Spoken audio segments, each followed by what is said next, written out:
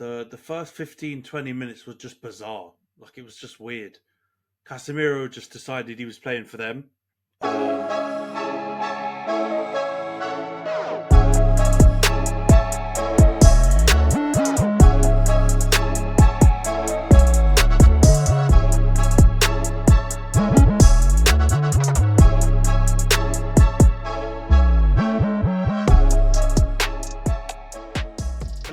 Welcome back to the Social Media Derby. We have a great episode for you with both Arsenal and Man United winning this week, so hopefully it'll be a happier podcast than we usually have. But before we get into that, and before I say hello to you, Ant, I will say for those of you watching on YouTube, please, as always, subscribe to the channel if you can, like the video, subscribe, share it, and please comment down below if you have any questions or disagreements or agreements with anything that we say. And for those of you listening on Spotify or any other major podcasting platform like Apple, etc., please follow and give us a 5-star review if you can. It really does make a difference and help us kind of get to the top of the algorithm. So thank you once again. But hey, Ant, how you doing, mate? Yeah, I'm doing all right. Just watched that Newcastle-Chelsea game. It was quite exciting in the end. But yeah, both of those two teams stink. They're not fantastic. They've got a couple of good players on each side. Cole Palmer scores and assists again.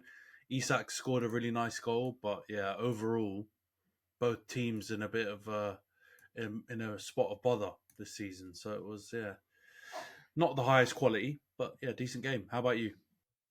Yeah, not too bad. As you said, watched the game and it was essentially the battle of the underperformers, right? But there was some decent football on display.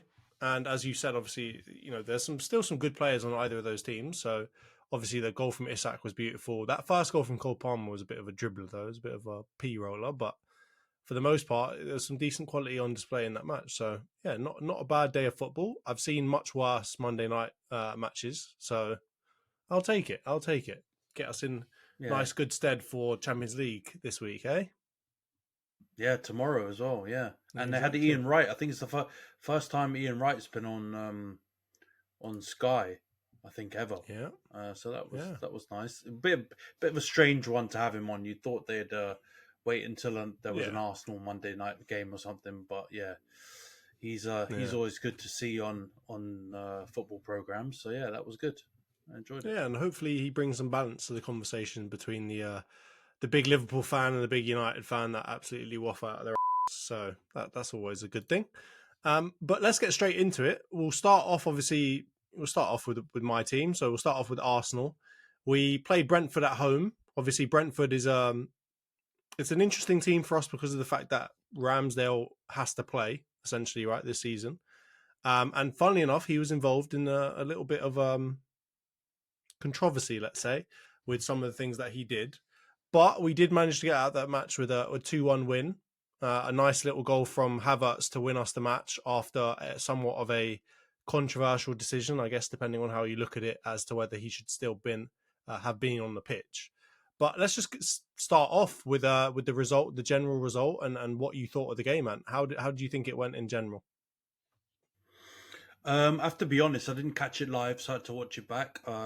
Watch extended highlights and then watch the full game back afterwards. And yeah, I think it wasn't your best performance ever, but I actually was pleasantly surprised with Brentford. And even though you didn't get the prediction on the money last week, I think you went for 4-2, didn't you? So you did predict Brentford were going to put up a bit more of a fight than I was saying last week. So yeah, you were spot on with that. They were quite a handful, and obviously they were doing all the S House things like time wasting and moaning. I saw that there was a stat saying less than I think it was less than 50 minutes of the ball actually being in play. A really low number, I think, in comparison to the average. Yeah, I'm not shocked that was the case. It felt like a game like that. Watching it back, it wasn't the best advert for the Premier League, but it was one of those games where it looked like the pressure was really on you guys. Obviously, playing before the two title challengers that you're going up against, and I think it's just about the result in that one. I think probably from now on going forward, you'll probably see less of the the expansive 6-0, 5-0s and stuff we've seen from you guys, and see more like kind of composed, kind of tighter games. Because I think everyone's we're getting into that less than a third of the season, I guess, like last quarter of the season now, where you're going for the title. Brentford are trying to stay up. A lot of teams are gonna have some sort of jeopardy, relying on their results. So I reckon you're going to see more and more of it. So it was just about getting out there with the win. And boy, it was a bit of a roller coaster. I can't lie. It was started out pretty well, but from that Ramsdale mistake, it was just it was a bit of a sticky one. But you got the win, and that's all that matters. Yeah, and obviously we started out with the first goal from Rice with a nice little assist from Ben White. Obviously, there's been a lot said of his play recently, and particularly in that game. Obviously, he got 2 assists with 2 really good crosses.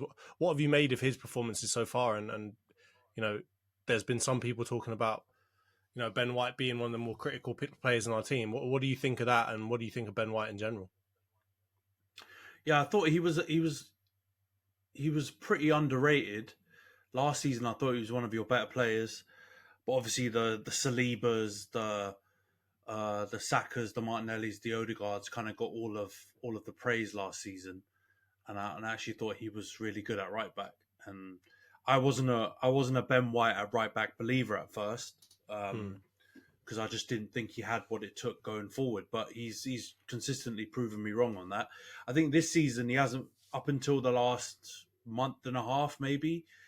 I don't think he quite hit the heights of last season. I think he made a couple of silly mistakes and lapses of concentration on the defensive side. But in the last 6 weeks to 2 months, I think he's really knuckled down, and I think he's been one of your better performers. And two great assists, really good crosses, especially the first one, whips it in nicely. Second one was kind of just I think he caught everyone off guard at the second one, because he just took it first time and just crossed it without taking many touches. So I think that was, I don't think the second cross was as good as the first, but right back and left back coming up with assists is not necessarily a thing you'd attribute Arsenal's play with last season and this season.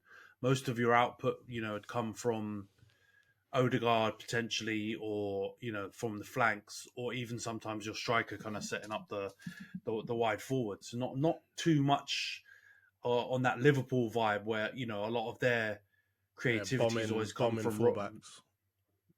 Or just like Robertson and Trent whipping in crosses. You guys haven't really played that way too much, with obviously like Zinchenko inverting, and then this season you've seen a bit of White inverting. So it was good. I mean, it all points to what you said, isn't it? You want Arsenal to be more versatile. Here you go.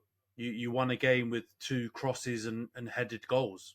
That's not necessarily an Arsenal style, I would say. That's not necessarily like patterns of play you've seen Arteta use too much.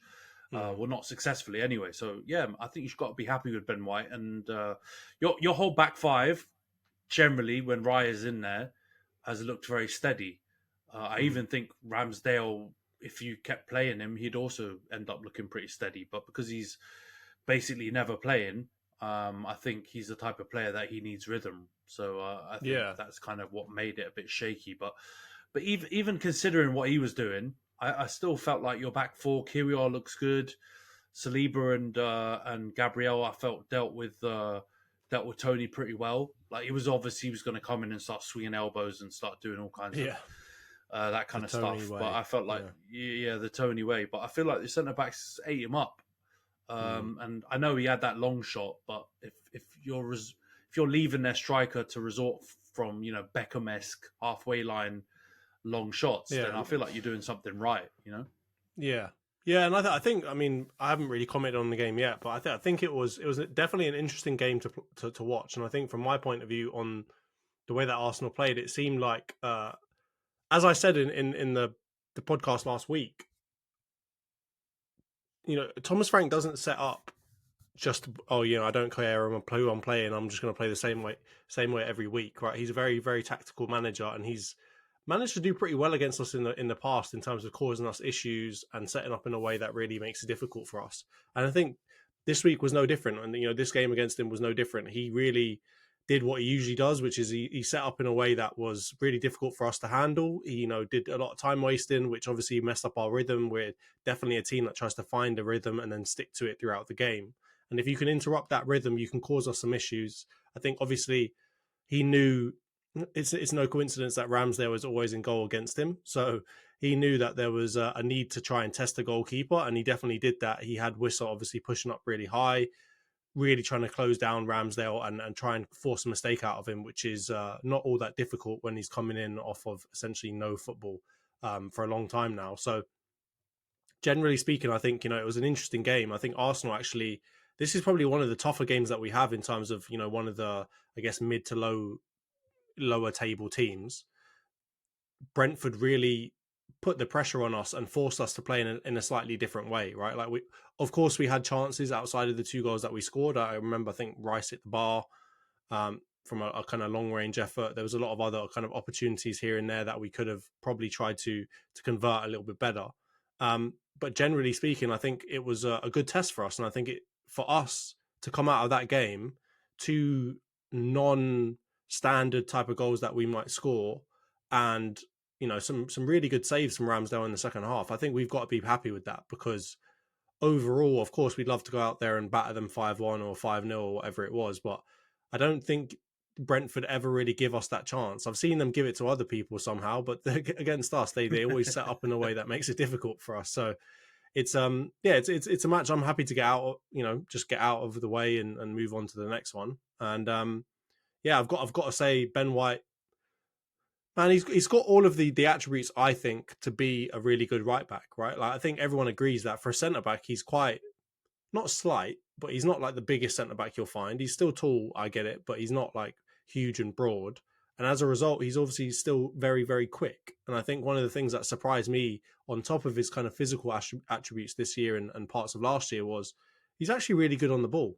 Like I was quite shocked to see that he's quite decent on the ball. He's not doing anything flashy. He's not Trent, of course, for example, but he's got an ability to whip balls in. And I think now that we've got players like Havertz to really rustle the defenders, I think we might be able to see more and more, use out of that kind of crossing ability, where we previously haven't really made too much of it. So obviously with Rice and Havertz being 2 bigger players in that kind of attack for us, it kind of makes sense for him to try and whip balls in for the 2 of them to try and head into the net. And I think both headers were good. I kind of feel like, they weren't unsavable goals, but at the same time, it was just like difficult timing, just not really very much for Flecken to be able to do about either of those goals. Obviously got his hand on the second one, but I think from that distance with Havertz heading it into an open net, essentially, he did quite well to even get his hand on it in the first place. So overall, I'm really happy with it. There's a couple of big events that I want to talk to you about, though, Ant. So obviously, I'm going to talk about the first one, which is the controversial one that everyone's been moaning about. So, Havertz. Dive, yellow card, should he have been red carded? What are you saying, mate? I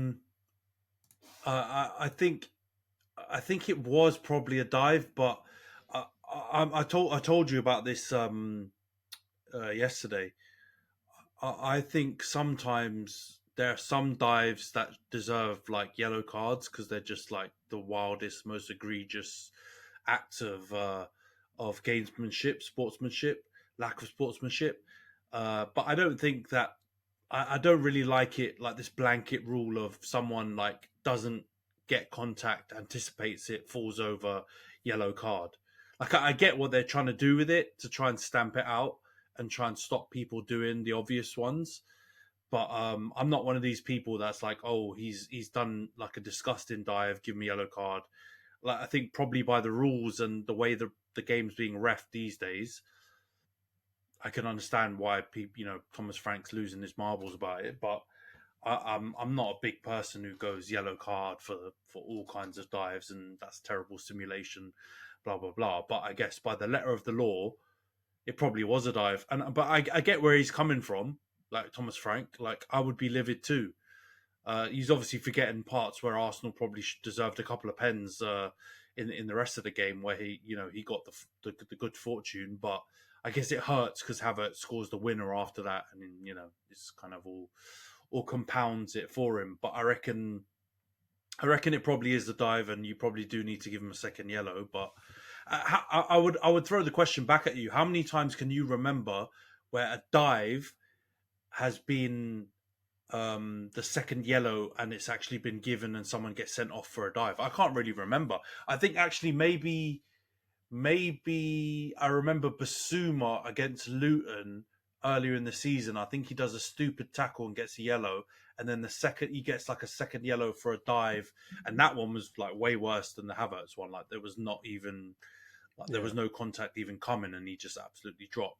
But I also felt weird about that one. But at the time, the commentators were like, "That's a disgusting dive. Give him a yellow. He deserves to get sent off." So I guess if that's the way we're measuring it, he probably does deserve to get sent off, and that's a bit of fortune gone your guys' way. But like I said, you were missing. There were a couple of pens missing there. I remember one on Trossard. That's probably a Stonewall penalty that you guys didn't get. So it swings and roundabouts, man. The way I see it is, I guess the question maybe I'm trying to pose is, so are we basically saying it's a penalty or it's a dive? There is no essentially in between, right? Like if somebody just falls over, it's simulation and it's a penalty, right? Like how do you?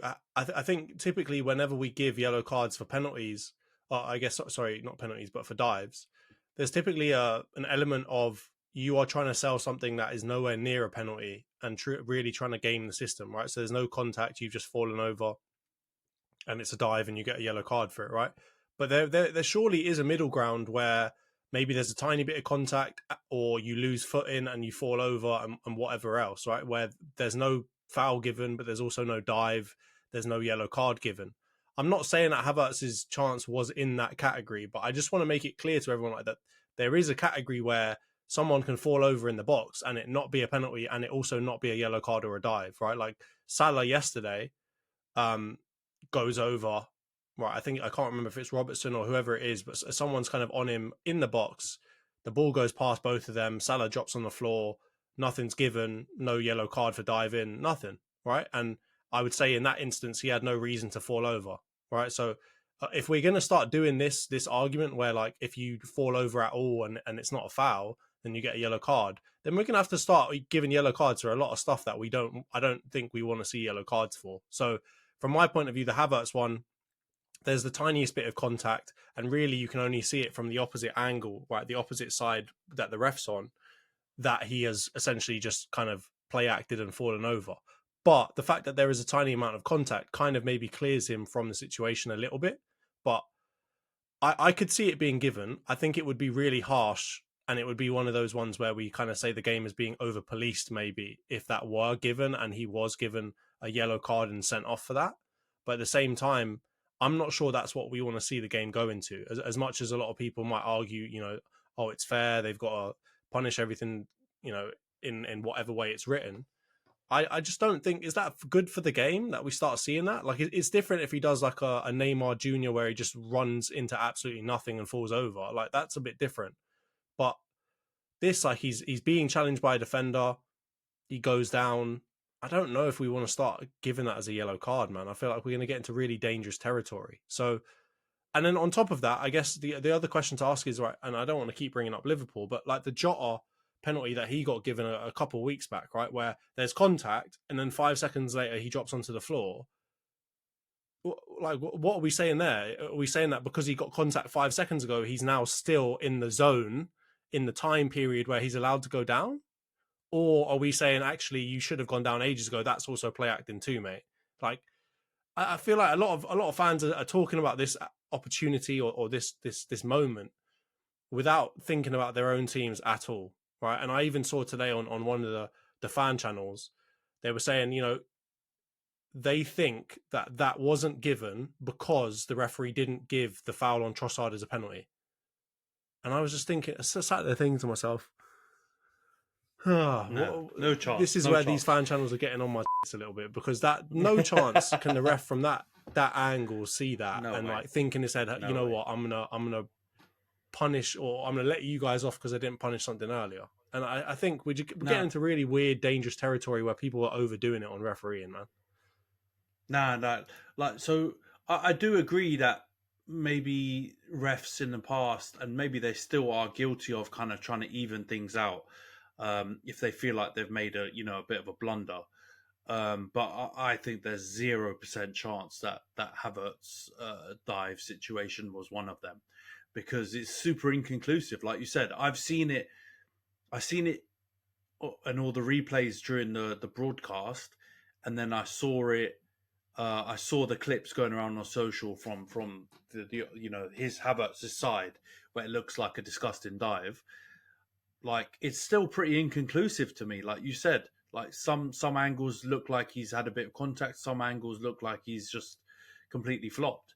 So I think there's no way for a call like that, which is not a blatantly obvious one, that the ref would try and equalize things. I think people are just waffling and trying to come up with like hot takes or whatever. But yeah, speaking of the Liverpool ones, I should probably do the Jose Mourinho "if I speak" meme, because every time I speak about Liverpool, it just feels like I'm being salty or whatever. But Yeah, like, yeah, I yeah. don't know, when it comes to dive stuff, right? I the ones that have infuriated me the most, and I'm sure United players have been guilty of it. I'm sure Ronaldo's done it, and Rooney, I think I remember, has probably done it. But it's the one where they actually go and kick the defender's leg and then try Yeah. and make it look like they've been kicked. Those are the ones where I feel like blatant gamesmanship, cheating type incidents should get yellow cards. I Mm. feel like ones where you've got minimal contact and you've felt it and flopped, the ref can give them or not give them, but I don't believe you should be falling on any kind of drastic line on that. I think you either give a penalty or you don't give a penalty, but I don't Mm. necessarily think you should be trying to punish people with yellow cards and stuff, like, because yeah, the Jota one's an interesting example, because I don't think I've ever seen one where a player's been tripped and then he like took 3 strides and then fell over. Like, that was actually a penalty, but he tried his best to make it look like a dive. So Mm. I don't know what he was doing. That's kind of an outlier. I think the Salah one's a good example to compare with, because, and maybe I'm wrong. So Liverpool fans are, I'm sure they can jump on me with this, but with the Salah one, I don't think that was a penalty in a million years. There was probably a little bit of a push on the back. He falls over, makes a meal out of it, and then he's kind of like gesticulating to the ref to try and get a Mm. penalty. Like, I would feel like that would be more annoying. If you feel like he's tried to cheat you, I would give him a yellow for that, rather than with the Havertz one. I don't believe he like jumped up and shouted at the ref to get a penalty. Even I think he like kind of expected contact, got a very minimal amount, fell over, and then like it was Mm. waved away, and he just walked on. Like, he didn't cause any drama. So I kind of think you have to factor in the whole thing. But again, I might be just being salty on Liverpool. I'm one of the few people that don't think the Doku on thingy was a penalty after watching it back a couple of times. Mm. So maybe I'm too biased to give a fair opinion. But on the Havertz one, I thought probably is a dive, but I don't think it's one of those, like, dirty, stinking, cheat type dives where you need to give him a yellow card. I feel like it is just what it is. But I get it. Thomas Frank should be mad. He's fighting for his life out here to try and keep Yeah. Brentford up. Every little thing counts for him, and they were so close to getting a really important point, Yeah. and they didn't. So I get it. Yeah. No, I get it too. It's part and parcel of management. You kind of got to at some point start calling things like that out, and obviously Arteta's been pretty outspoken about decisions that he didn't believe went his way and stuff like that. So I get that, and I think it's well within a manager's rights to do that. But obviously, from my point of view, I don't think it was a yellow card, and I also think that they should have, a penalty should have been given to us. So from my point of view, I think I look at the end result and I say to myself, has has that one decision changed the way that the game should have gone in the end, right? Like, if you had watched that game and then guessed the scoreline afterwards, right? Like, would that have changed massively, right? It'd be different if Brentford were absolutely pumping us the whole time and deserved to get something out of that game, but I don't think they did, right? I think we deserved to get the win there, and I think, as much as that might be considered to be a bad decision and so on and so forth, I think generally it didn't have too much of an effect on the game, right? And if it did, then the Trossard one surely balances it out. So I think from that point of view, like I don't think we can moan too much. I know fans will be calling it out at the end of the season, like, oh, Arsenal and all this other that they like to talk. But I think generally speaking, it was a pretty insignificant one. And I think we've been screwed against Brentford before. I think was it last season? Were they the ones where they just didn't give us? It was Ivan Toney was offside. Yeah, exactly. They didn't draw the lines. I think things balance out in the end. But let's move on a little bit here. I want to talk a little bit about Ramsdale, right? Now, obviously comes into the game because Raya can't play against Brentford. Hasn't played for a long time. Looks really good actually up until the major mistake. Like there's a point where he does a long throw that should have been an assist, to be honest with you. If it was Martinelli on the end of it, probably would have been an assist. Looks really good. And then it all falls down, right? He gets a back pass. He does this weird thing where he looks up, but he takes 3 steps more, looks down, then does this kind of like weird animation that he does every time he kicks the ball, where he does like these certain steps. And all of that together ends up giving Wissa enough time to close him down and luckily get one into the goal. He then comes back in the second half and makes a few really good saves. I think the one off of Toney was a really good save, even though it was a really weird opportunity that you don't see happen very often. That was a long shot that could very easily have gone in, and I actually think it was going in if Ramsdale didn't make the save. He then gets a save off another header as well, off a back post header, which really keeps us in the game. So it's a weird mixed bag from Ramsdale, and I just wanted to get your opinion on what you thought of his performance in general, and like, do you really think this is the end for him? And if so, what do you think happens next? Yeah, I think it was Ramsdale. I think it was Ramsdale's Arsenal career in 90 minutes. So there was flashes of brilliance, good shot stopping, all of the passion and all that kind of stuff at the end, cupping his ears to the Brentford fans and all that kind of stuff. But then a clanger. So I feel like, and I've seen some Arsenal fans talk about this, probably his last game for Arsenal. I think a lot of people expect him to be sold in the summer. Not because I think you guys want to flog him, but I guess there's an acceptance that he probably feels that he's good enough to be a number one somewhere else. So I agree with it, man. I actually think that probably will be one of his last games, unless barring like a Raya injury or something. I think that might have been the last time you guys have seen Ramsdale in an Arsenal kit, and in some ways that's a bit sad because I feel like he's contributed, not massively. I don't feel like he's been like your top 5 best players necessarily in this last year and a half, 2 years with Arteta, but he's been a good servant. He's put in good performances. He's kept you in certain games. He's a good shot stopper, and he's a very capable goalie. And yeah. I'm not going to act like I wasn't flip flopping all over the place like a salmon just on land earlier in the season when Raya was looking very ropey and Ramsdale came in and looked okay, and there was, I think, legitimate question marks over the Raya signing at the time and the need to swap out Ramsdale. But I think what's happened is Raya's settled. I don't think he's set in the world alight, but I think he's probably the steady goalie that I think Arteta feels more comfortable with. And when you see games like this from Ramsdale now, I think it kind of makes sense. Although I know Raya's had his hairy moments, in the last 2 months, he's been okay. Like, I can't remember too many mistakes he's made. I feel like he's been generally very composed. And so I think that's obviously what Arteta's seen in the background. Is he's obviously seen these games from Ramsdale a bit last season, especially in the run-in, and gone, bloody hell. We could have defined margins if we had a goalie who was a bit more stable and a little bit less head loss. We could have won the title last season. So maybe that kind of had a big impact on Arteta, and he's decided, I'm going to go for a player that I admire and like. And kind of there were rumours that he wanted Raya before he even got Ramsdale. So Like, I think he's probably just gone and said, you know what, I'm just going to do that. So it's a bit sad for Rambo because I do like him. I think he's a good goalie.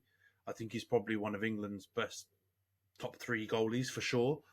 And it's just he's kind of just been a bit of a victim to circumstance, and it's been a bit of his own doing as well.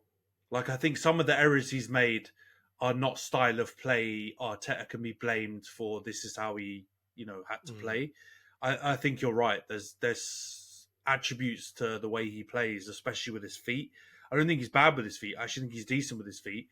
But there's technical things that he does, like you said, where for some reason, before he strikes the ball, he just looks down and is not aware of anything that's around him. And that's a bit of a red flag. If you want to play out from the back and you're going to have people pressing you and closing you down, you need to be head up, mate. You basically need to be a DM doing the head on the swivel Jorginho settings and be ready to just see everything that's coming so you can scan and play the ball. And he just doesn't seem to do that when he's getting the ball, with a tight kind of margin before someone can close him down. So yeah, it's a sad one, but I think it is what it is, man. There's always going to be a bit of collateral damage. Players that you don't necessarily dislike, or ones that you do like, but just maybe not up to scratch to go for that go for the top honors. And even though I don't think Raya is like super outstanding, I think he's probably the right profile and the one that Arteta wants going forward, and that's what it comes down to. But what do you reckon? Do you think he will stay? No, I agree with you. I don't think he will stay, and I think Arsenal would let him stay, right? Like, we'd want him to be our backup goalkeeper because he's a good goalkeeper, right? And I need to remind everyone that, like, when he was playing for us, there were many massive shouts that he should be England's number one, right? A lot of shouts that he should be England's number one over Pope, over Pickford, etc. So I want to bring everyone back to the fact that Ramsdale, while he made errors, was still like a really high potential goalkeeper, right? And people thought he could end up being not just England's number one, but he could be, a high level goalkeeper for a really good team. So from that point of view, I think he will leave because I think he knows that he's a good goalkeeper and I think he deserves to play somewhere. Maybe it's just not Arsenal. And I think you bring up a great point, right?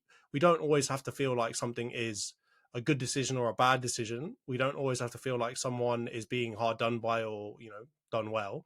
But in this case, I would say Ramsdale it's kind of just, it's part and parcel of the game. And I think from his point of view, he needs to play, so he's going to leave. And from our point of view, I think I agree with you. I think Arteta doesn't want to have to worry about his goalkeeper that much. And I think Raya is the perfect goalkeeper to not have to worry that much, right? Because he's not going to make outstanding saves, right? He's not going to be bloody Manuel Neuer or Alisson diving here and diving there and saving everything. He's not going to be like Emi Martinez in terms of shot stopping and penalties and stuff like that.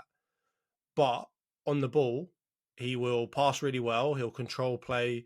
He'll work really well with your defenders to get out of hard situations and high presses. And that distribution element kind of makes up for the fact that he's not an outstanding shot stopper. And it kind of fits again into that whole Pep mold, which I thought Arteta was kind of getting away from a little bit with the way that he's been playing recently. But I still think he's got that Pep DNA in him, which is he wants a goalkeeper like Ederson.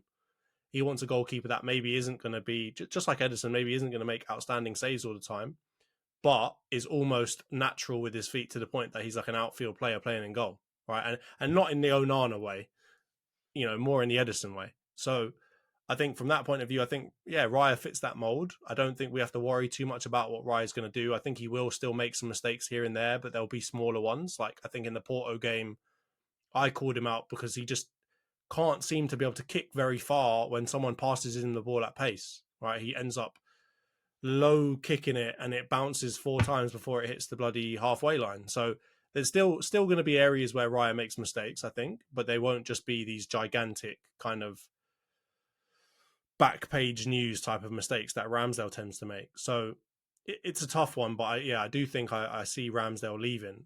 But the question then is, where do you see him going, Ant? Yeah, I've got no idea, man.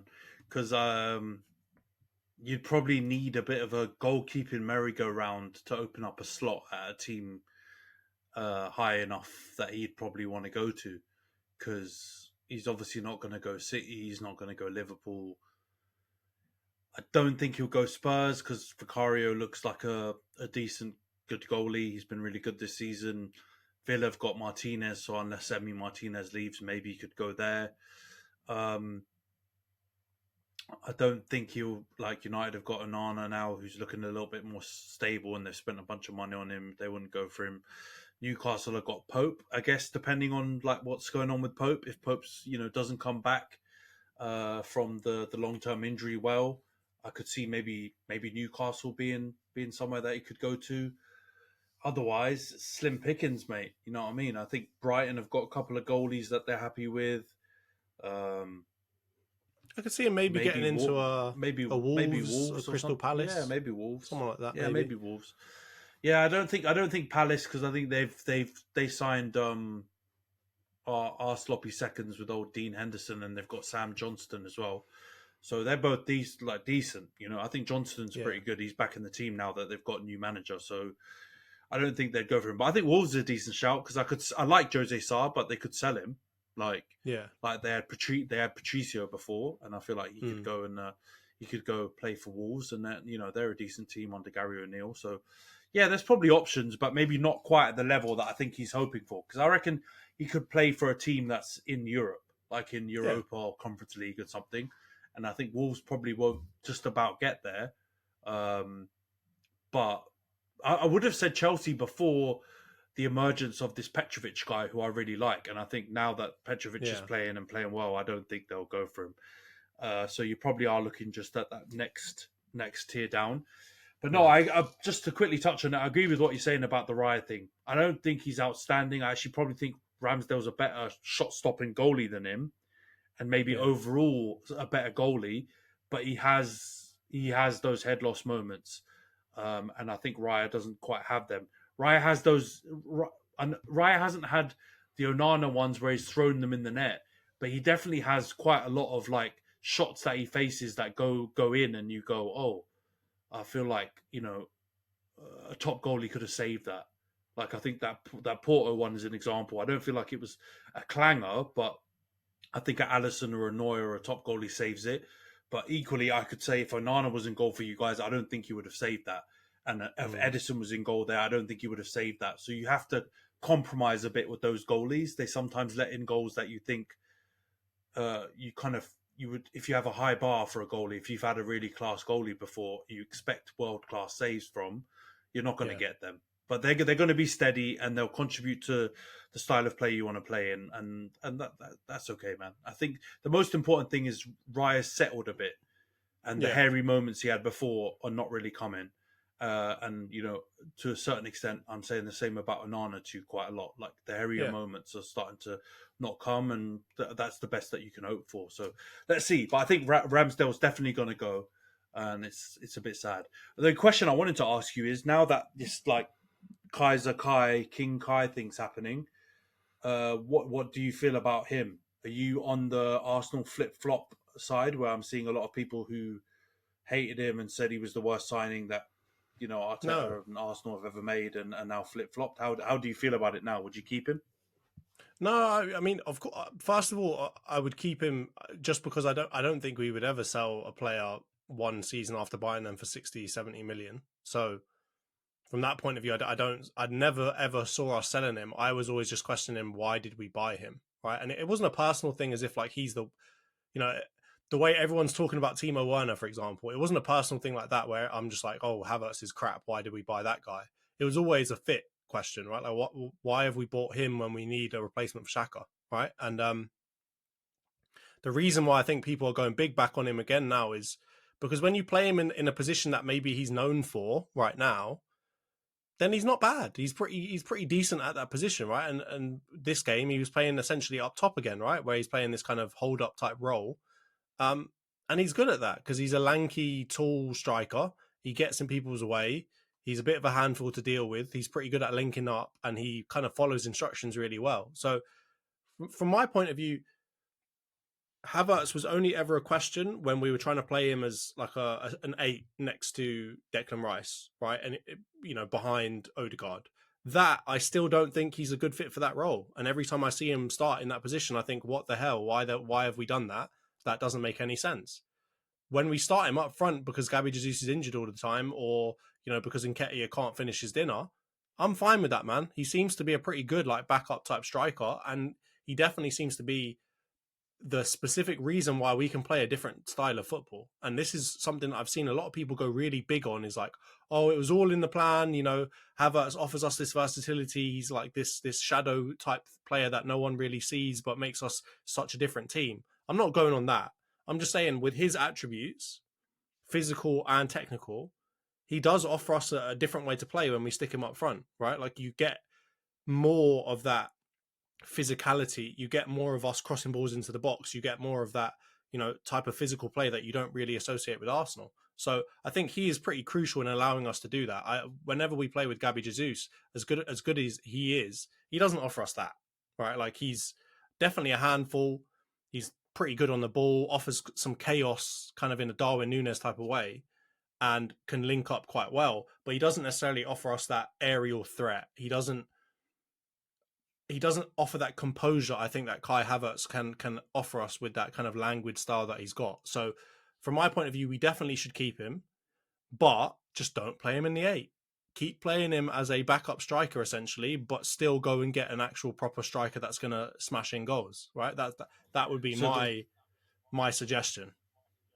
That was the question I was going to ask you, because I've now seen that narrative as well. And I think it makes sense that play Havertz as your backup striker, or if he plays well enough, or he keeps playing like this, you can keep playing him, right? He can be a fast striker. Who knows? Yeah.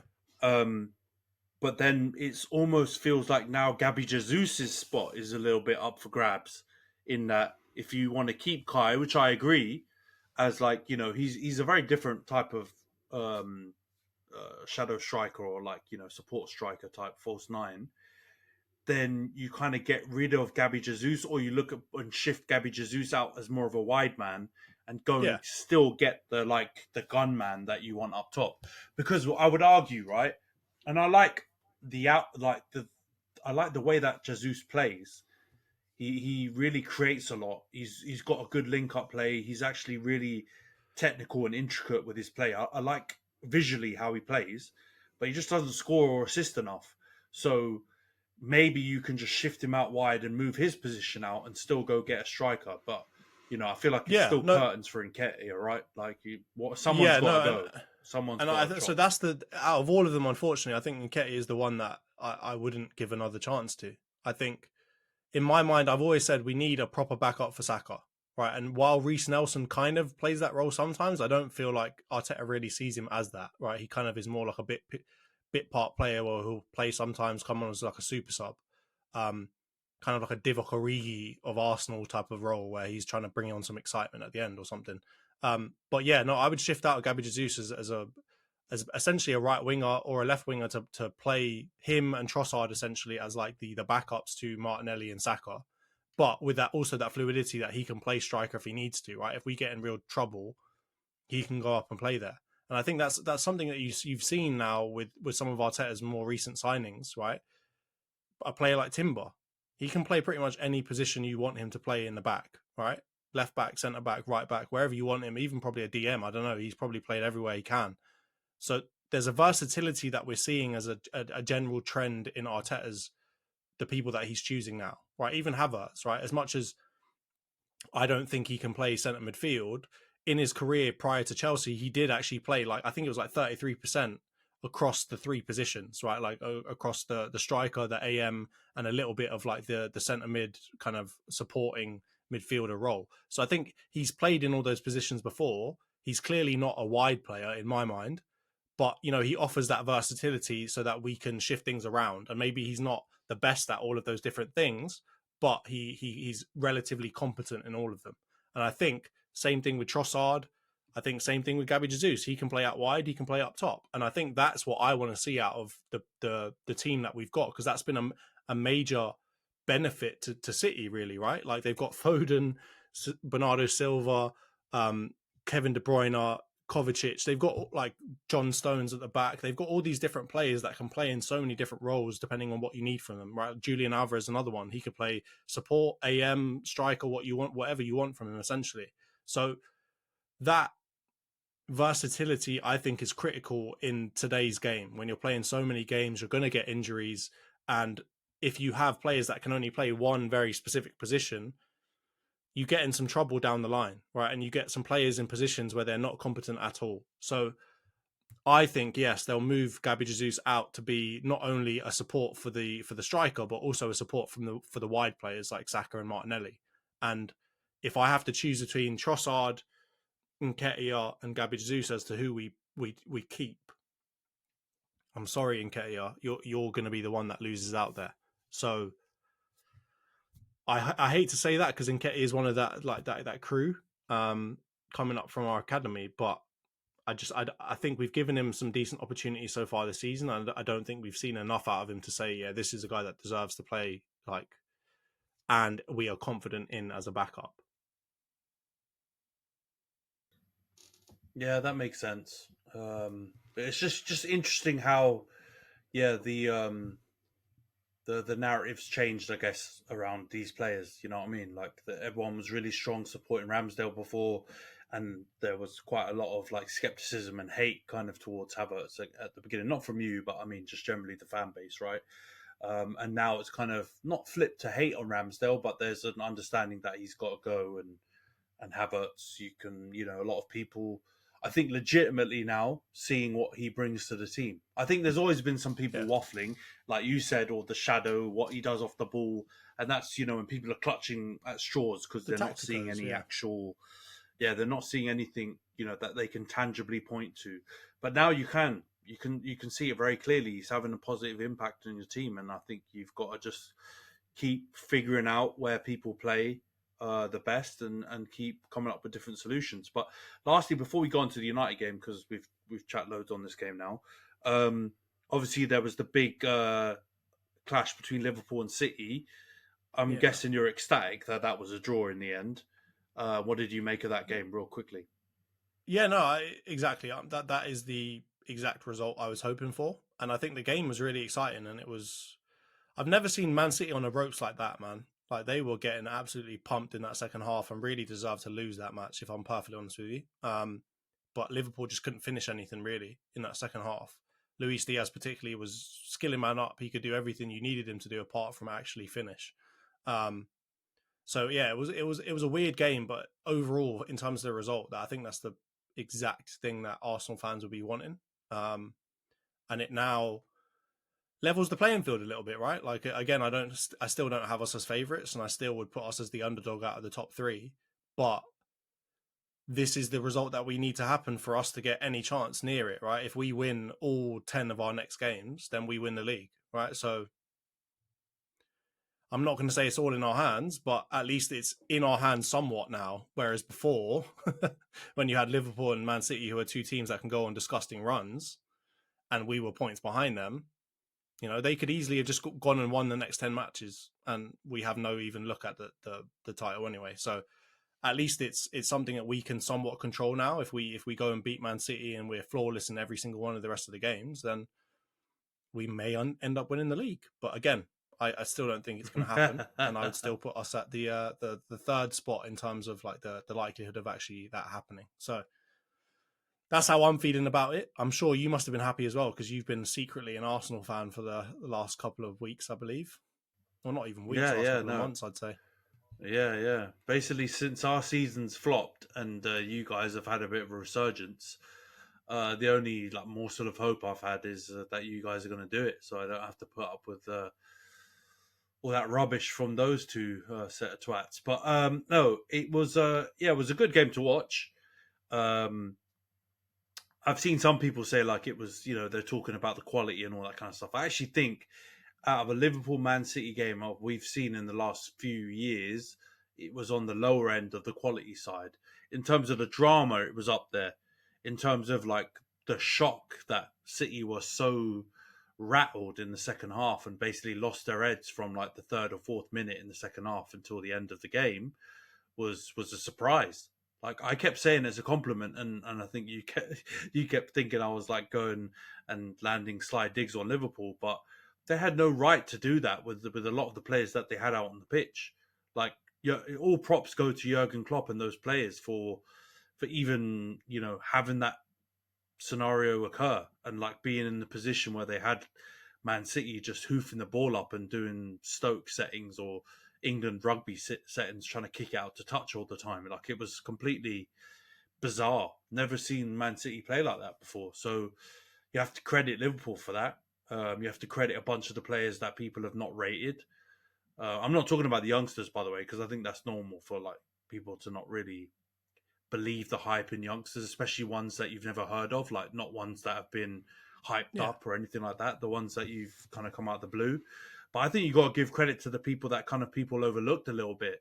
I think Endo deserves a big man Wataru. What a legend.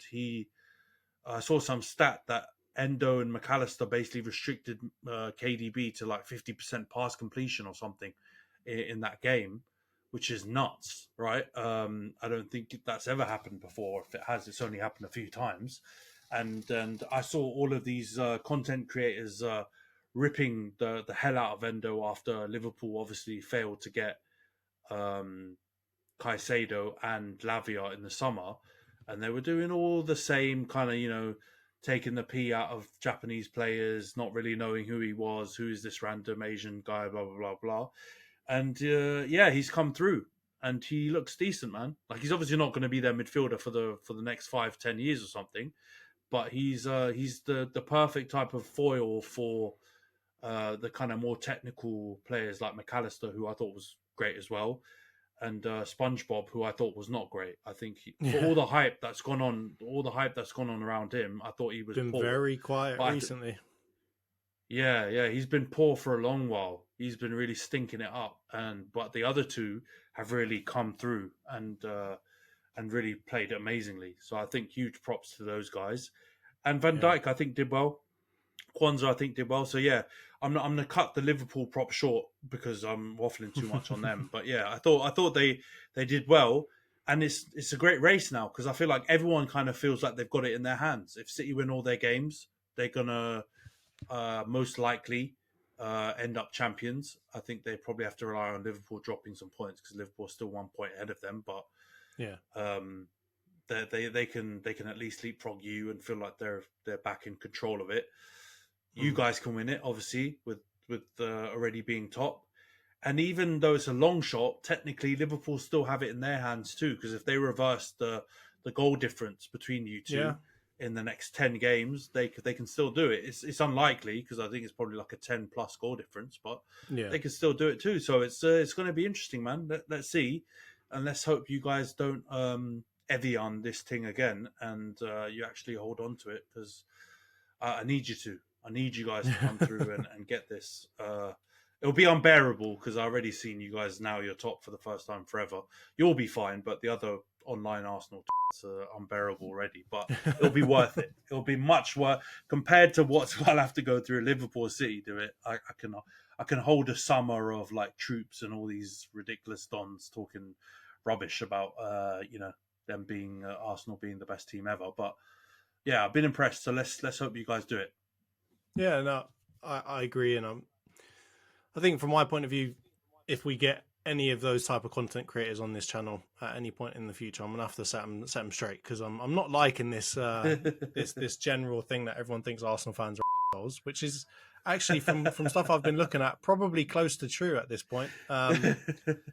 So yeah, I'm not gonna go too heavy on it like others, but yeah, it's definitely makes it more of an interesting race, and I think it goes against the whole Farmers League thing, right? Which, as much as people have been denying it, when City pretty much win every title every year, it gets really easy to make the argument that we're kind of in a Farmers League, right? We're in that type of Bundesliga settings where it's the same team every year. So definitely would be interesting to see a third team essentially now win the league, even though Liverpool try and act like they have been super in it all the time, even though they've got one Premier League. But yeah, happy to see it. But let's now move on, right?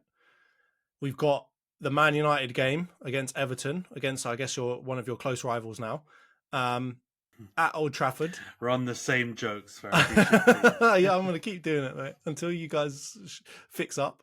But yeah, 2-0 to United, 2 Garnacho 1 penalties, one from Bruno and one from Rashford. General feelings on the game? I've seen a couple of content creators kind of mixed bag of different opinions. How did you see it? Yeah, it wasn't the best game ever. Um, the first 15, 20 minutes was just bizarre. Like, it was just weird. Casemiro just decided he was playing for them, and just gave them the ball at every opportunity, even in like his just in front of our box, just doing ridiculous things, not being able to pass 5 yard passes. Just all time smelly performance from him. And he didn't really improve throughout the game, but he was just a little bit less kamikaze than he was in the first 20 minutes. I just don't. I think there's a trend now in our performances. Even though the patterns aren't there, we're not playing some super attractive style. We're making lots of mistakes. We're emptying the midfield. There are certain consistencies that are happening, and in the positive side, the only thing I can point to is Onana looks better with every game. Like I mentioned earlier, he looks way more stable. He's making all the saves he should. He's looking still very composed with the ball at his feet. He's getting better at picking out those long diags to the wide men. He's a little bit more accurate now than he was kind of earlier on the season. Um, Varane and Evans looked good. Varane, there's some qualities in Varane that I think are super underrated. Like, I've always been a huge fan of his. I've argued with you umpteen times about the quality of Varane, but I think there's certain things that I've seen in the last 18, 24 months that have pleasantly surprised me.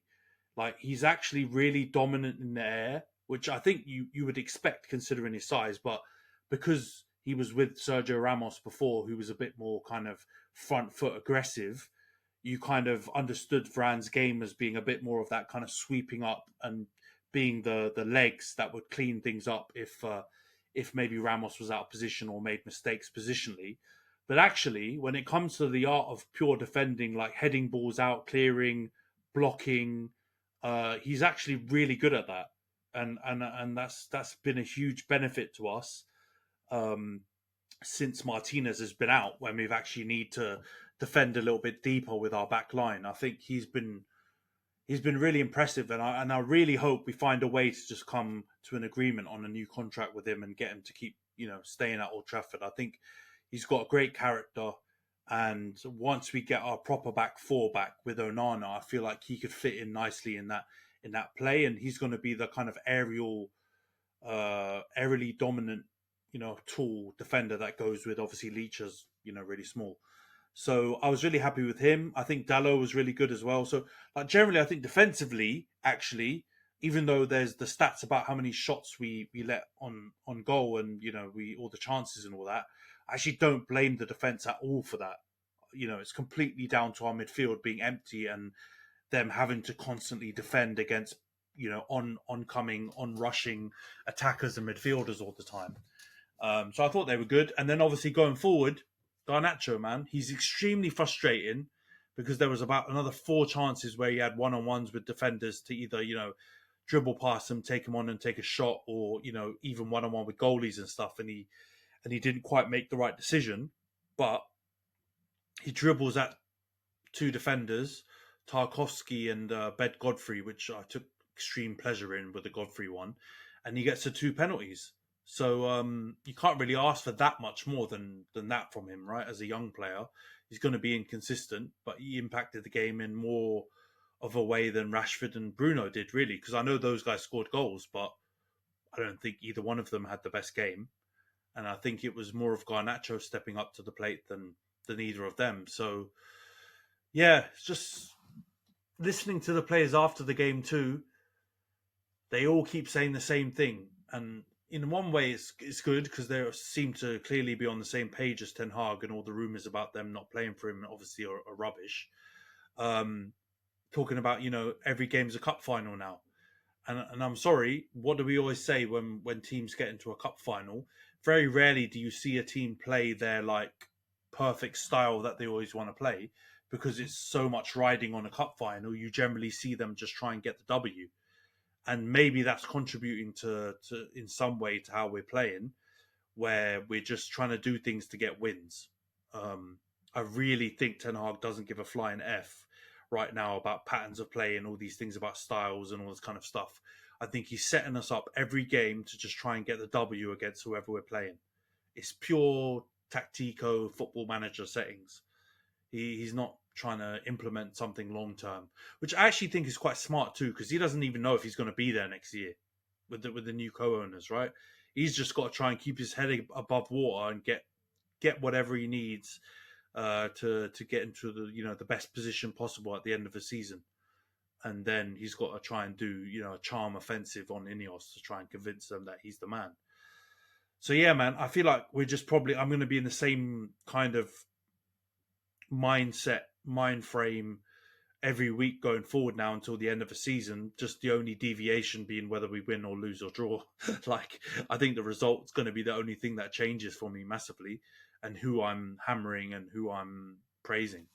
Because apart from Casemiro, Scott McTominay wasn't great either. There were times where he just didn't look like he could pass the ball, and everything looked really like formulaic, like he just wasn't a football player, and then everything was drilled into him.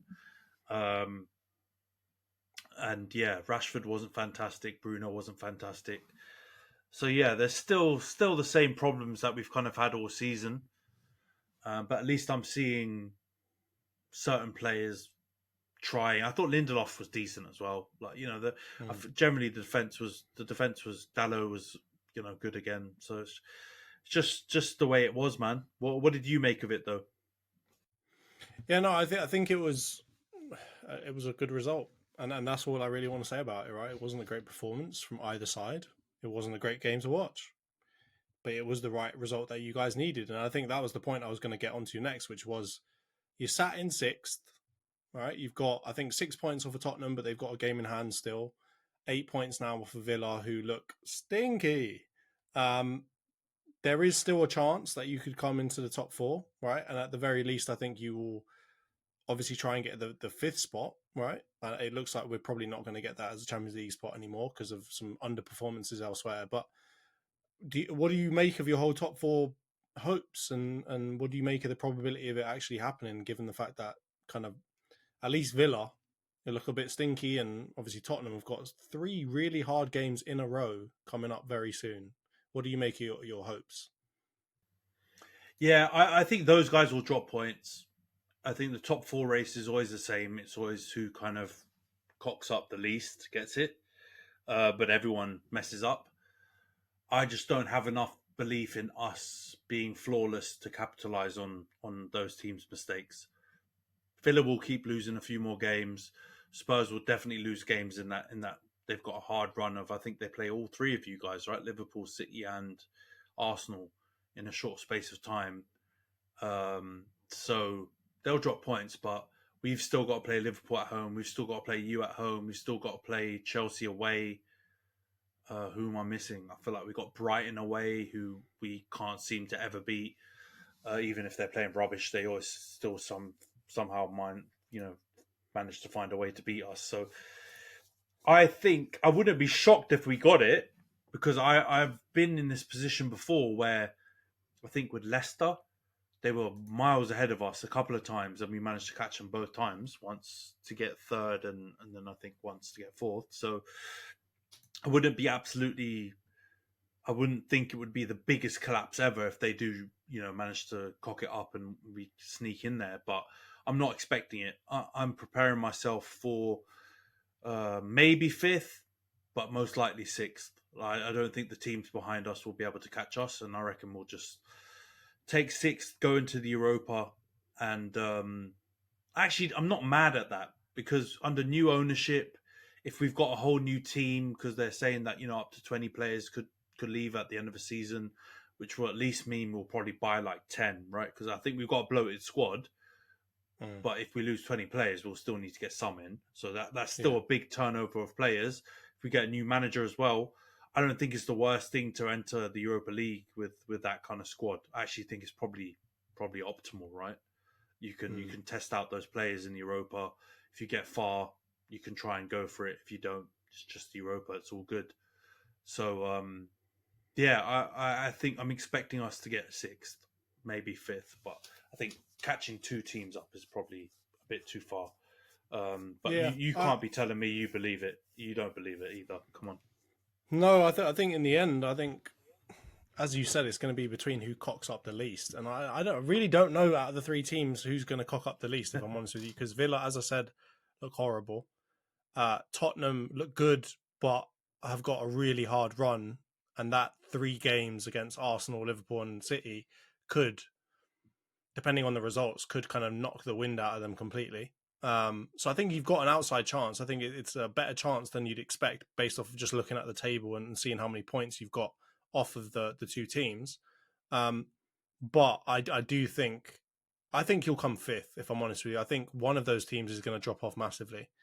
And I think you'll be able to pick up. And as you said, with the way that Ten Hag's managing right now, he couldn't give two about any kind of style, really, could he? So he's just going to play every game basically like a Jose Mourinho final. He's just going to play every game like absolute housery football and get you a win, which is, it's weird that he does it now. I feel like if you just done that from the start, maybe he'd be in a slightly better position. But yeah, I don't think you will get a 4th. Yeah, to answer your question, I think you'll get 5th. And I think, as you said, I think it's a good kind of diving board, a springboard for your next season. And to be honest with you, I don't think it damages your transfer market dealings all that much either, because I don't think Ineos are going to go out there and try and buy bloody Rafael Leao and all these dons that like certain teams are trying to go for. I think you're going to go for smart signings, which are probably going to be somewhat under the radar type signings. Maybe you'll get 1 or 2 big players in just because you're Man United, but I think for the most part, you're going to be replacing those 20 players with smart, solid, intelligent footballers as opposed to gigantic stars. And I think European football of any kind will get some of those players in. So, yeah, I think it's a good plan. Let's just actually see if it if it works out the way that you guys are planning for it. But let's get on to something else that's been kind of in the, I guess, the Twitter sphere, the news, I guess you could call it, which is all around the Hojlund interview that he did with the United Stand and Mark Goldbridge. And then obviously, I can't remember his name, something Mitten. Andy Mitten, yeah. Who's Andy Mitten. Very, very well-respected kind of magazine kind of fan creator to proper journalist now. And it seems that there's been some beef with Mitten coming out and basically saying that a bunch of players were not happy with Hojlund for doing the interview with the United Stand. And I don't think I need to explain why. The United Stand have been very outspoken about you guys being crap. And they've also kind of not made things up, but, you know, they're pretty clickbaity, right? And I think we saw Rashford earlier in the year have to kind of put them in their place and say, you know what, stop creating a bunch of rubbish. That's clearly just a YouTube title that you want to get clicks for. So I don't blame players for being upset about it, but let me get your take on it. You're obviously deep in the Twitter circles where you can see all of this stuff happening, whereas I might not be. So, you know, what's your take on it? Whose side are you on? Do you think Hojlund gets any blame there? Do you think, you know, what's going on? Yeah, it's just when you think the drama's kind of calming down a bit, Sancho's been shipped out. You know, the Antony situation's kind of a non-starter now. He's not playing anymore. Looks like he's probably going to leave. The Greenwood thing's obviously been kind of settled for now. You're hoping things will calm down. Just keeps going. And I don't even blame Hojlund, by the way. He's just caught in the crossfires because from what I understand, it wasn't actually Andy Mitten or United We Stand, the fanzine that created this story or kind of like sourced it. Apparently, like in their fanzine, they have like kind of like a contributors corner section of it, and within that part, another group or contributor mentioned and referred to the fact that some other United players were upset and approached Hojlund about why he had done this interview with the United Stand and Mark Goldbridge, because they're built on negativity and slandering players, etc. And I think that's probably true, because the way, if you watch that channel and Mark Goldbridge in particular, He's very opinionated. He's obviously a hilarious guy. Like we've watched all the clips and all the bloopers and everything like that. He cracks us up. He's super funny. He's obviously like the biggest content creator for Man United and probably even in the whole like kind of fan channel genre. But he's got agendas. Like I think we've all got our favorites and biases and stuff like that, but he's very clearly got agendas. The position where he sits, he's built up agendas for and against certain players. Right? He obviously loves Rasmus Hojlund. He loves Luke Shaw. He loves Bruno Fernandes. I'm trying to think who else he loves. He loves Varane. He used to love De Gea as well. He used to love De Gea, yeah, and he'd be super against all like Brexit FC stuff, which I think a lot of fans agree with. Some of those points and disagree with some others. He's very outspoken against Maguire, McTominay, and recently very much so against Rashford. And what makes me interested about the whole situation is like why would someone who's got clearly now some ties to the club or has some people in the club that he relies on for information or has built up a good relationship with, why is he now suddenly hammering certain players? Why does he suddenly love certain other players? And it all feels a little bit like the same way the traditional journalists have like relationships with certain players and their agents. He's now creating stories, like you said, either positive or negative about certain people with clickbait titles and all these kind of things. Obviously, that benefits his channel and him as well if he does that. So I can get where the players are coming from, and I can understand why they would potentially approach Rasmus and be like, "Yo, why are you doing an interview with them?" He's not the first player. I believe like Wan-Bissaka and a bunch of other players have done interviews with. I think Antony did one with United View. Like fan channels are getting more and more access these days, so I don't think that's a problem. But what I do think is a problem is the reaction to it. So like after he gets a bit of criticism, he's out here saying that Andy Mitten's jealous and all these kind of things. And I think you've got to have a certain amount of respect for people that have been doing that a long time before you. Andy Mitten is not now just a fanzine guy or a fan channel fan creator anymore. He's like a legitimate journalist, accredited to all the big outlets, followed United everywhere, contributed to all of these like very prestigious, really credible outlets. And he's not even the one who's created this story. It was just in his fanzine from another contributor. So, I think it's just one of those situations where you've seen it with other content creators. They get really big, get really popular.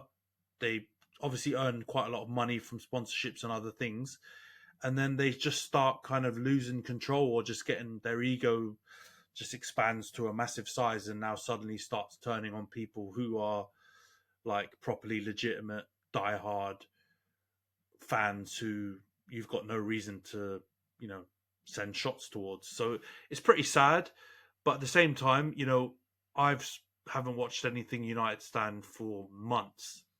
And now if I ever see anything, it's just clips somewhere on Twitter or something like that. And it's because the content is clearly different now than it used to be. There's some positives, but majority of it feels like personal agendas drive the channel rather than, just discussing topics like you and me do, for example, on this one for both United and Arsenal. So it's a shame, but at the same time, there's points that I agree with Goldbridge about. Like obviously the players that are upset, why are they upset? Is it maybe because he's said things that are quite fair about them and they've been rubbish and so they're just trying to protect themselves? That's probably true as well. But at the same time, why are you attacking United We Stand and the fanzine and Andy Mitten for the same kind of information that you put out on your channel as well? Like you said, they share, rumors and transfer news and rumors and stuff about things that are going in-house in the club constantly. Just because it's kind of pointing towards you and have got you in a slightly negative light, you're suddenly, calling out legitimate journalists and doing all these kind of crazy overreactionary things. I think it's a bit hypocritical, and at the end of the day, fan channels are not as innovative, I think, as maybe some people think they are. Like you obviously had Sky Sports, had Fan Zone. You've had like this fanzines is a great example. Fanzines were around way before fan channels were. They're the original fan channels before we had the internet and all that kind of stuff. Like, let's not act like AFTV and the United Stand are like these hugely trailblazing outlets. A lot of the things they do are based on the same broadcasting principles that people have used in other formats in times gone by. So I think he needs to just calm her a little bit and tranquilo. It's not that deep. You're going to get some criticism. It's normal. Yeah, and I think I'm not saying that like journalists should censor their words in order to get interviews, but you also have to realize that like if you are going to go out there and say your opinion on all these different things, and you are going to share some very negative opinions about certain players, there's a player on the end of that. There's a person on the end of that that's not going to be very happy with you, and there's a club that wants to support that player, right? So there's going to be now two different people or entities that are going to be kind of against you and not very happy with you, right? So that's why there's a need for tact in journalism, where even though something is a negative opinion, you can present it in a way that seems somewhat objective, or at least seems, evidence based or whatever it is, so that when people do come back at you eventually, you can say, you know what, this is just fact. Like you didn't play well, and I didn't go over the top on you. I just said what the facts were. And this is where journalism has kind of moved into more of like an opinion piece type of industry, where it's just a lot of people saying what they want to say, right? Like Simon Jordan type of stuff, where they're just sharing their opinions on things, right? And I think it's easy to mix that up with like what I would consider to be more like factual news-based journalism, where they're just sharing stories and giving comment and so on and so forth. But when you do share a lot of opinion pieces, some people are going to disagree with that opinion. And in the case of like Hojlund and some of the other players that might have called him out for this interview, they're well in their rights to have their opinion too. So I think it's all kind of part and parcel. And, Mark Goldbridge always says that the United Stand is supposed to be, a uncompromising fan channel where they will just say what they feel and give people a platform to say what they feel about the club. If you want to do that, unfortunately, you're going to get some people come up and against you and say, you know what, I don't want to give you an interview because you've been slagging me off for the last 2 seasons or whatever it is. So I think, he can't play both sides. And I don't think any opinion-based journalism really can play both sides, right? There's going to be certain people that are like, you know what, Simon Jordan and Piers Morgan, I don't want to chat to you. Don't come and ask me for an interview because you've been waffling out your for the last however many seasons about me. So you just got to decide, man. Like, do you want to be this uncompromising, say whatever you feel, say what everyone else feels, or do you want to be the in tight with the club, giving loads of different interviews all the time about, from all these different players? You can't really have it both ways. So I think that's where a lot of this really stems from, right? It's like the United We Stand, they might share contributor articles, but they're pretty clear about this is a contributor article. This is not the feelings, or, this does not represent us necessarily, right? It's what our fans think about the club, right? It's very different from the CEO of a media organization coming out and saying, Maguire's crap, get him out of the team, right? Like it's a very different situation. So it's always going to happen. There's always going to be these kind of conflicts, but I see it from both sides. And I mean, if I was a teammate of Hojlund, I would say the same thing to him. I'd be like, you know what? This guy's not doing things for the good of the club. He's not helping us. He's just creating more furore in the fan base. Why are you giving him time?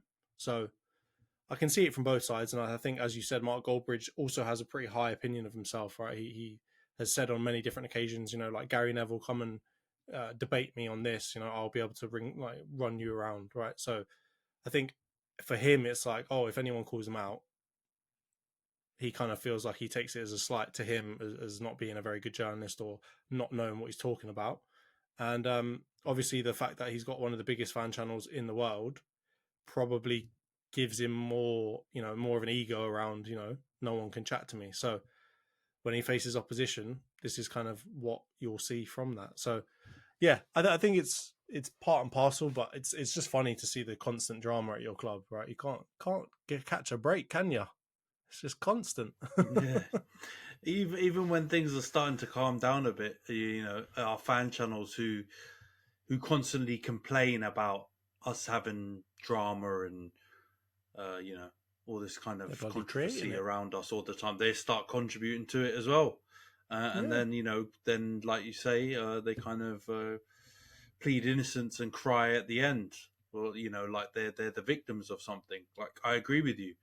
It's if it's getting to a position where you can't expect a bit of criticism, especially on social media, then you're lost to the world, right? Your ego and your reign of tyranny that you know you probably exercise within your fan channel or your company, right? As the owner or the CEO of it or the lead presenter or whatever role that he holds, you're long gone. We've seen it with other people, like you've seen like all kinds of controversial stuff going on with True Geordie and stuff like that, and a lot of the time you see the same traits. Someone who Yeah. doesn't want to, you know, can't take criticism, doesn't want to own up to making mistakes, doesn't want to feel like they can be questioned or can face any kind of negativity from anyone because they look at their number of subscribers, the views they have, the money they've made from sponsorships, and decide that they are the bee's knees, as they say. And Yeah. that's not the case. Even if you are the bee's knees, you make mistakes. And I don't even think them doing the interview with Hojlund is the mistake. The mistake is the other stuff that you talked about. Yeah. You can't like go overboard, even if it's for like comedic effect. And I've done it a few times on a pod. You know, complained about Maguire, complained about McTominay, but I even think when I've done it, I haven't gone to the degree of personally hammering them and calling them all kinds of names. Mm. And run agendas on every single episode of the podcast. But if you do that, then I'm sorry, like you said, you just got to accept that, when you try and approach them later on, first of all, you probably got a bit of a cheek to try and approach them to work with them after you've been hammering them. But then if you do, expect them to tell you to jog. Like, I feel like that's totally normal. Like, we Mm. can't go on here and, like, I don't know, like hammer another content creator and then turn around in the DMs and start asking them if they want to come and, guest on one of our upcoming episodes. Like, it's silly stuff. But yeah, let's get on to the previews, bro. Let's talk All about right. the big games we have this week. Yeah, we definitely should. Obviously, I mean, the two games we've got, so neither of them are Premier League games. So we've got Arsenal in the Champions League round of 16. So we've got Porto now, obviously, after the loss in Portugal against them. They've got to come back to the Emirates. So we're going to be playing them. And then you guys have got a beautiful game in Liverpool in the FA Cup quarterfinals after your latest showing. Let's start with the Arsenal Porto game. I'll go ahead first and just kind of give my opinion on what I think is going to happen and what I see happening generally. I have a bad feeling. You're going to say that. Yeah, obviously you knew I was going to say that because I kind of said it after the last game as well, right? Like I have a bad feeling about this general tie. And I can see us taking I can see Porto getting an early lead against us and making it a real uphill battle for us. So I actually think this is going to go to extra time and pens. So Oh, really? I think it's going to be a 2-1 victory for Arsenal in normal time, and then it's going to end up going to the absolute final stages of penalties, and I think we'll win on penalties.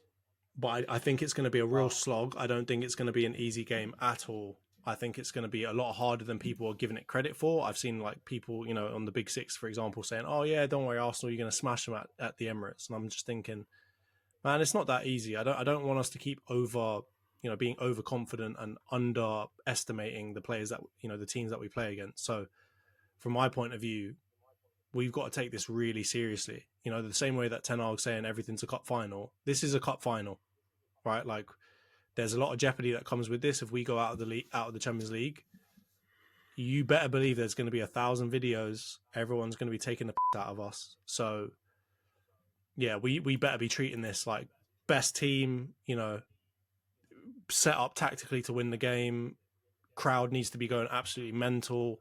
I need to see like real Anfield type vibes in this match, man. Otherwise, I have a real bad feeling about it. What do you think's going to happen? So you're going 2-1 Arsenal winning penalties. Yeah. Yeah, I don't think it's going to be that tight, but I've learned my lesson from, predicting, what was it, 5-0 or 5-1 against Brentford and it being super tight. So I don't think it's going to be a spanking on your behalf, but I reckon you guys will win 3-1. So I think you'll go through and you'll have some slightly ropey moments, but I think you'll probably score a bundle of goals in the first half. Things will start to feel quite under control, and then Porto might nick one late on, and it might become a little bit tense at the library. But I think you'll get it done, and I think the atmosphere won't be like a library at all. I think you guys will get up, the flags will be flying, the Ashburton Army will be all in black, and you guys will be singing your stupid song that you sing in at the beginning of North every London game. forever. And North London forever. And I think you'll get the win. But I think some people are going a bit too like, oh, you guys will just smash them. Porto have actually picked up their form massively in the last month. I think they got a big win against, was it Benfica? They beat 5-0 or something. Like they've been actually crashing a lot of teams in Portugal recently. So I think we've also got to remember the fact that they're winning the tie right now. They're 1-0 up, so they can come to us and just set up a low block and be like, you know what, we're going to make this really difficult for you. If you want to beat us, you better try your absolute hardest. And I don't think that manager's stupid, man. I think he played that first tie quite well, and I think in this one he's going to do the same thing. He's going to come and make us work for it, right? Like you said, we came to play, he came to win. So I think people are massively underestimating how easy it is going to be for us to score goals. I don't think it's going to be just like they're going to play expansive football and just let us get in behind them and smash goals into the net. I think it's going to be a hard slog to try and get anything in the net. Yeah, no, I hear you. I don't think it's going to be, like I said, I don't think it's going to be a flogging like Sheffield United or West Ham or any of those games. But I think you'll keep banging on the door enough that you'll get goals in. But yeah, no, I wouldn't be shocked if, like you said, what was it? Is his name Sergio Conceição, right? Who's the Porto manager? I think he was very impressive in that first leg, and he had the quotes and everything. Like he came out there and he was big and ballsy, and they got the W. But let's not forget that was like a last minute goal, and it could have easily been a 0-0. And they had to work their absolute nads off to try and get that 0-0. They were pressing you everywhere. They were working for it, and you guys were underperforming. I don't think it was the case where you guys played well, but they played even better or anything like that. They had to rely on those conditions to make it that kind of game, and even then they relied on a last minute goal to win it. So I think it's unlikely. And you get this with Champions League games where it's two-legged. Generally, the bigger team wins over two legs, right? Like they might lose one leg, but they should address the issues in the second leg. If it was a one-off game, I would see more chance of Porto knocking you out. But as a two legs, I think you'll get it done. But it won't be as easy as a lot of people are saying. Yeah, I agree.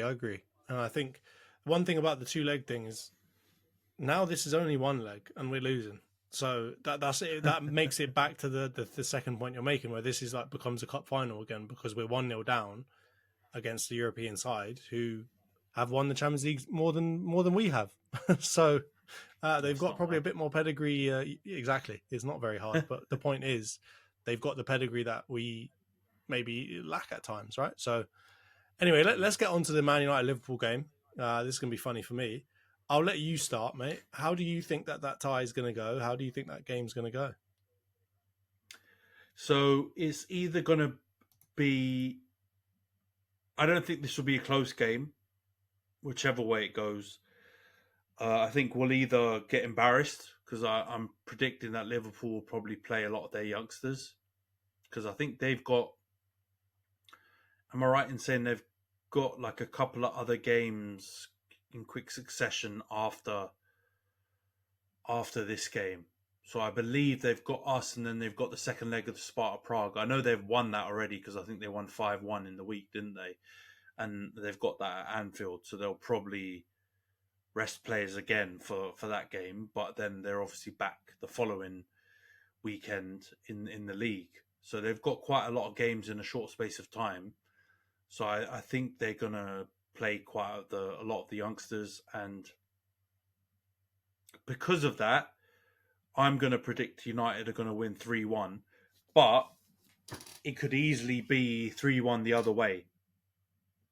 It'd actually be very embarrassing if they play all the youngsters and they beat us 3-1. Boy, we might be back to square one and back to what I was saying last week about packing it in, because that would be stinky. Really, really stinky, because this is the last opportunity for us to salvage something proper from the season. And that's not even a guarantee. If we win this, we still could play City, in the semi or FA Cup final again. And we know how that went last time. So I'm just hoping and praying that the players have a bit of pride. Ten Hag playing the way he has been and playing as if everything's a cup final is going to play in our hands. And if they play the youngsters, I hope our players just, play as they should.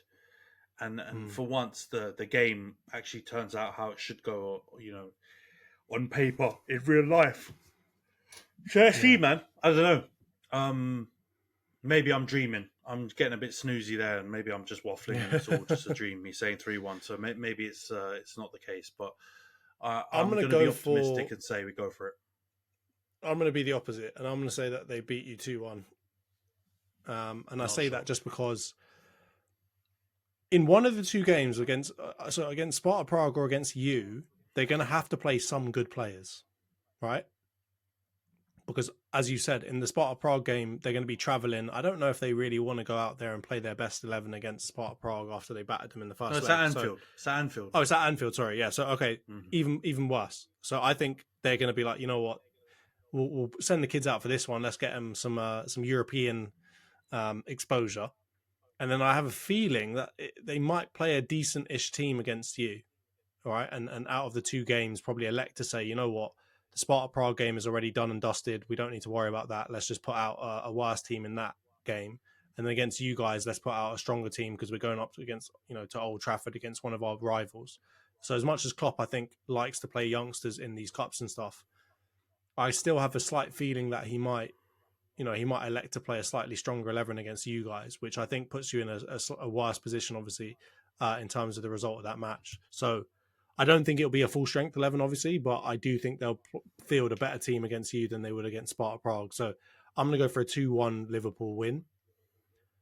But I think it will be a close match. I think you guys, you drag people down, man. You drag people into a really terrible matches sometimes. So I have a feeling you might try and do that to Liverpool, and they haven't obviously got Anfield to big them up and create pressure against you. So I think they're going to have to work for it. But yeah, I just see, again, my big thing is, what did you do last game? Oh, you won it? Okay, this game you're losing it. I'm going to keep to that type of prediction for the rest of the season until I see something different from your team. So Liverpool to win 2-1. Am I talking out my No. You're actually, what you said makes complete sense. But when you said you guys just drag people down into a dark place, I just got like a visual of just like, like a crocodile just like latching onto something and then like death spinning them into the bottom of like a swamp or something, and it just being a horrible, stinky situation. That's generally what we do, like, not in a complimentary way, because you might say certain teams strangle you and they just suffocate you, like City, for example. What we do, we also get messy as well. when we play against teams, we just we drag them to the depths of just disgusting football. Like, regardless if the team beats us or not, it's never a good game. We don't ever have like an attractive, beautiful game against anyone. It's just absolute flapping about and either horrendous errors from our side, or just absolute rubbish football on show. So and it seems it probably will be that infectious. Way. They're infectious as well. As soon as they see you guys start making errors, they're like, "Oh, I want a bit of that. I'm going to start doing some of that as well." And then it just turns into a terrible quality match. So Yeah, that's I'm what gonna back I us to win. I'm gonna back us to win. Yeah, I'm gonna back us to win just because we've got everything on this. We should have everything on this as well. Like if we're not set up to just absolutely die for this result, then we've got serious issues. Liverpool already got one trophy in the bag. You know, one that not everyone loves, but you know I rate it obviously based on winning it last season. They've got that one already. They've got the Europa League, which they've got to be favourites with. Also Leverkusen, I guess, to win, but I would make them favourites, and they're second in the league on goal difference, with probably the most favourable run-in. So, if there's one that they could sacrifice for the greater good, or just the fact that they've got, just because they've got a couple of options, you know what I mean? It's you would expect one team would be more motivated than the other, but then you also got to think, the Klopp thing and the way Scousers are. They're just like in hyper emotional, motivated, determined mode. They might not let up at all. So who knows? But I'm backing us to get the job done and just get a big emotional win. I've seen some United fans say, "Look, all we have left in this season is the home games against Liverpool in the FA Cup and the league." Like, even you guys, second to last game of the season, because of what's on it, we might actually want you to win that. So, like, the home games against Liverpool are the only ones where we've got a bit of bloody pride. We've got to get W's in those wins, the wins in those games for us to even look at this season and not be completely disgusted. So, I'm hoping that this comes through and we get the win. Oh, what a great way to wrap up there. That was beautiful. But yeah, as always, United. As always, a big thank you, Ant, for coming on and sharing your opinions about this. We'll be back next week as always. A big thank you to the crowd as well for tuning in. We'll see you next week. Cheers, guys.